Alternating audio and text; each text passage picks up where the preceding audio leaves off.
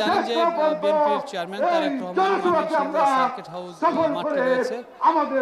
সেখানে বিএনপির chairman Tarique Rahman Mymensingh circuit house মাঠে রয়েছে। সেখানে আজকে সমাবেশে তিনি হাজির হবেন এবং এখানে বিশেষ করে ময়মনসিংহ সহ এর আশেপাশে বেশ কয়েকটি জেলা রয়েছে, নেত্রকোনা, শেরপুর, জামালপুর সহ যে কয়েকটি আসন রয়েছে। সেখানকার যারা ধানের শীষের মনোনীত প্রার্থী তারাও এখানে এসে যুক্ত হবেন, অর্থাৎ এটি একটি মহাসমাবেশের হিসেবেই তারা দেখছেন।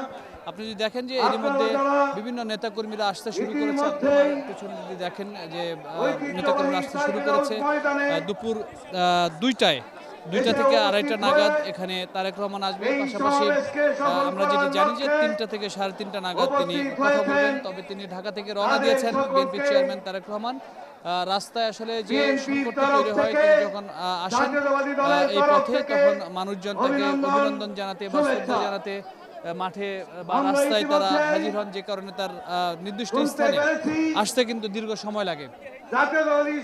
আমরা এখানে যেটি দেখছি যে এই ময়মনসিংহের যে 11টা আসন রয়েছে, সেই 11টি আসনে ধানের শীষের প্রার্থী সহ অন্যান্য প্রার্থীরা রয়েছেন।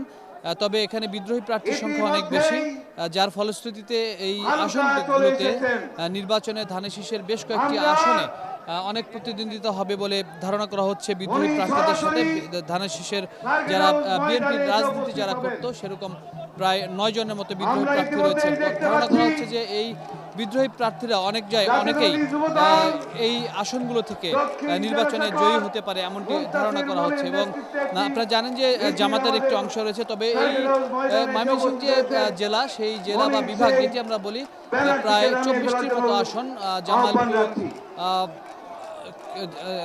জামালপুর, নেত্রকোনা, শেরপুর, ময়মনসিংহ এই অঞ্চলগুলোতে প্রতিবারই নৌকা প্রতীক নিয়ে যারা নির্বাচন করেছেন তারাই জিতেছে। তবে এবার একটু ভিন্ন চিত্র, সেটি হলো যে যেহেতু নৌকা প্রতীক মাঠে নেই, সেক্ষেত্রে ধানের শীষের অবস্থান অনেকটাই ভালো। তেমনটি এখানে যারা প্রার্থী সহ যারা এখানে ভোটার কিংবা সাধারণ মানুষ তারা এমনটি বলছেন। তবে বেশ কয়েকটি আসনে প্রতিদ্বন্দ্বিতা হওয়ার সম্ভাবনা রয়েছে, যেখান থেকে 2-1টি আসনে হয়তো জামাত ইসলামের প্রার্থীরা কঠিন প্রতিদ্বন্দ্বিতা করে সেখান থেকে নির্বাচনে জয়ী হতে পারেন এমনটি ধারণা করা হচ্ছে। তবে সেটি অনেকটি চ্যালেঞ্জ হবে বলে সবাই মনে করছেন। একটু বলে রাখা ভালো যে এবারের যে 12 তারিখের জাতীয় নির্বাচন, সেই নির্বাচনে আপনারা জানেন যে সারা বাংলাদেশে জামাত ইসলামের পক্ষ থেকে 179টির মতো আসনে প্রার্থীদের দেওয়া হয়েছে এবং তারা 11 দল জোট হিসাবে এবার তারা নির্বাচন করছে। এবং বিএনপি এককভাবে নির্বাচনেও কিন্তু বেশ কয়েকটি দলের সাথে অংশগ্রহণ করেই কিন্তু তারা জোট করেই কিন্তু তারা নির্বাচন করছে। সেক্ষেত্রে বিএনপির অন্ততপক্ষে 270টিরও বেশি আসন কিন্তু দেওয়া হয়েছে তাদের দলের পক্ষ থেকে। এবং সারা বাংলাদেশে তারেক রহমানের যে এই যে নির্বাচনী প্রচার, সেটি তিনি শুরু করেছেন 22 তারিখ থেকেই। সিলেটের যে মাদ্রাসা রয়েছে, সেই মাদ্রাসা থেকে তিনি নির্বাচনী প্রচার শুরু করেছেন শাহজালাল এবং শাহপরানের মাজার জিয়ারতের মধ্য দিয়ে। পাশাপাশি এর মধ্যে তিনি চিটাগাংয়ে, চট্টগ্রামে বিশাল সমাবেশ করেছেন। এবং আমরা যেটি দেখেছি যে ফেনী, কুমিল্লা সব জায়গাতেই লাখ লাখ মানুষ তার এই নির্বাচনী যে প্রচারণা সেখানে অংশগ্রহণ করেছেন। আজকেও আমরা যেটি দেখছি যে এখন লোকজন বা দলের নেতাকর্মী সমর্থকরা এই মাঠে ময়মনসিংহ সার্কিট হাউস মাঠে আসা শুরু করেছে এবং হয়তো তিনি যখন আসবেন সেই সময় পুরো মাঠ কানায় কানায় পূর্ণ হয়ে যাবে এমনটি ধারণা করা হচ্ছে।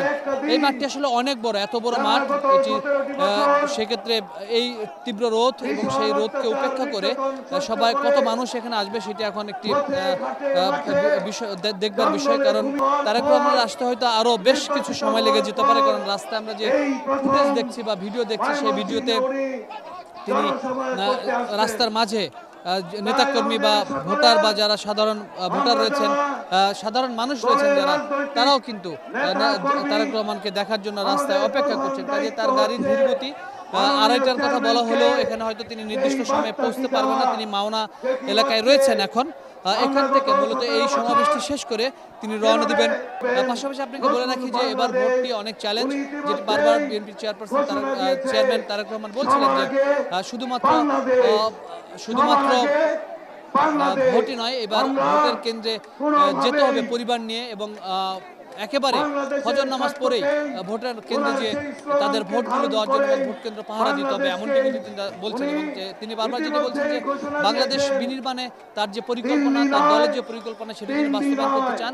প্রত্যেকটি জনসভায় তিনি বারবার বলছেন যে তার এই পরিকল্পনা বাস্তবায়নের ক্ষেত্রে ধানের শীষে তিনি ভোট চেয়ে যাচ্ছেন। এবং আরেকটি বিষয় বলে রাখি, সেটি হলো যে দীর্ঘ 17 বছর দেশের বাইরে থাকার পরে তার যে রাজনৈতিক কার্যক্রম বা রাজনৈতিক বক্তৃতা যেগুলো আমরা দেখছি, সেখানে কিন্তু বিদ্বেষমূলক বক্তৃতা খুব বেশি আমরা লক্ষ্য করছি না। তিনি বারবারই বলছেন যে পুরনো যে বিষয়গুলো রয়েছে সেই বিষয়গুলোকে টেনে হয়তো বা কারো লাভ হবে না, তবে দেশের উন্নয়নের ক্ষেত্রে একটি রাজনৈতিক যে কার্যক্রম পরিকল্পনা সেই বিষয়গুলোকে তিনি সামনে নিয়ে আসছেন। এবং বারবার তিনি দেশের উন্নয়ন কীভাবে হবে, কোন জেলায় কী হবে, শিক্ষা, স্বাস্থ্য, মানুষের মানবাধিকার এবং ন্যায় বিচার কীভাবে পাবে সেই বিষয়গুলো নিয়ে কিন্তু নেতাকর্মী বা প্রত্যেকটি জনসভায় তিনি ভাষণ দিচ্ছেন এবং কথা বলছেন।